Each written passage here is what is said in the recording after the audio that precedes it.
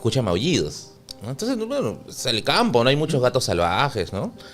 Entonces, él dice que ¿dónde hay tantos maullidos? ¿Dónde se han concentrado varios gatos? Busca con la mirada y escucha que los maullidos están como que doblando una gran peña. Cuando él dobla la peña, ve, lo describo tal cual como él me lo describió, ¿no? Una plataforma de piedra, así como una especie de piso de una piedra, y un montón de gatitos puestos en círculo, formando un gran círculo. Y en el medio, un gato viejo. Ahora, tú sabes que los gatos se comunican con nosotros maullando. Entre ellos no se maullan, entre ellos gruñen, tienen soniditos especiales, ¿no? Ya, esos gatos se estaban comunicando entre ellos, estaban gruñendo por turnos. Y el gato del medio, dice mi abuelo, ¿no? Era como que dirigía la reunión, porque miraba a uno y el otro hablaba, miraba a otro y el otro hablaba.